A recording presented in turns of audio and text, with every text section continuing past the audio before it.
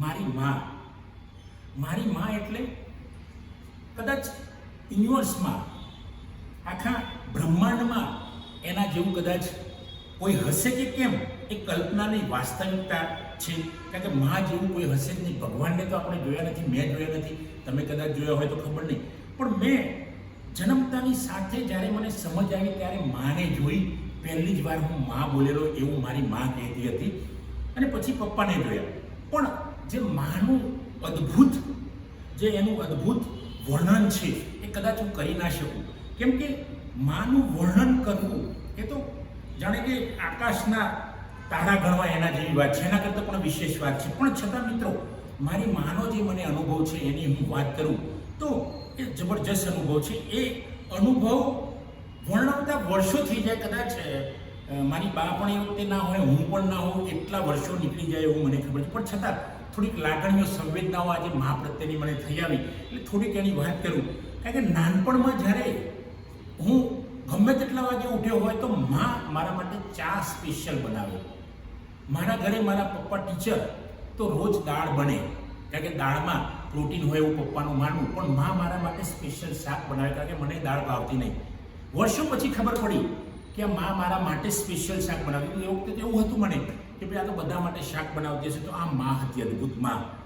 માને ક્યારેક સુવામાં પણ, નાનો હતો હું ત્યાં સુધી, મને સમજ આવી, સમજથી વધારે આવી ત્યાં સુધી એના ખોળામાં જ દાબી રાખે.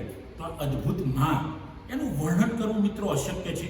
પણ છતાંય થોડાક શબ્દો દ્વારા હું રજૂઆત કરું તો નાનપણથી જ છેક મોટા થયા ત્યાં સુધી, અત્યારે પણ હાલ પણ માના 90 વર્ષ ઉપર થયા છે, પણ હું એમને મળવા ગયો હોય તો મા એમ કહે કે ભાઈ તને કોઈ તકલીફ તો નથી ને, તું બિલકુલ સ્વસ્થ છે ને? આવા બધા પ્રશ્નો પૂછે છે. કોણ પૂછે? કોને પડી છે આવી આ દુનિયામાં મા સિવાય? આને ભગવાન કહીએ તો કદાચ માને શબ્દો ઓછા પડે.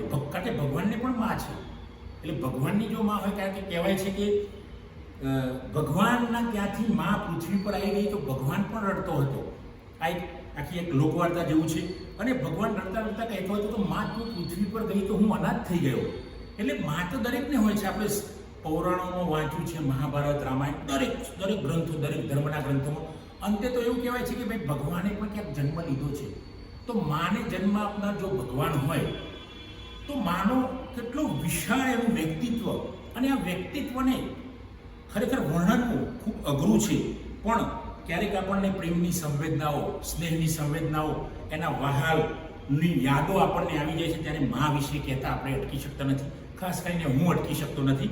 કારણ કે એની એ જે એ વખતેની પળો કે ઘરમાં માને આપણે એમ કહીએ કે ચલો મા આજે તું મારી સાથે મારી નિશાળે ચાલ, તો મા નિશાળે મૂકવા આવે. છૂટતી વખતે હું એક જગ્યાએ બેઠો હોય ને મિત્રોને કહું કે જાઓ ભાઈ મારી મમ્મીને બોલી આવો, એ આવશે તો જ હું આવીશ, તો લેવા આવે. માનો કોઈ અદ્ભુત, ધારો કે એકાદ વાર સ્કૂલમાં ઘણીવાર હું ના જઉં તો માને કંઈ દુઃખ ના હોય, કંઈ વાંધો નહીં, પછી ભણશે, એક વર્ષ બગડશે તો કંઈ વાંધો નહીં. તો આ મા જ કહી શકે. માને શિક્ષણ કરતાં પણ પ્રેમનું વધારે વર્ચસ્વ એના મત મુજબ હોય છે, અને હતું, છે આજે પણ. એટલે માની આખી તમે વર્ણન કરવા જશો તો ત્યાં શિક્ષણ કામમાં નહીં આવે, ત્યાં તમારું જ્ઞાન કામમાં નહીં આવે, ત્યાં તમારી માહિતી ક્યાંય કામમાં નહીં આવે.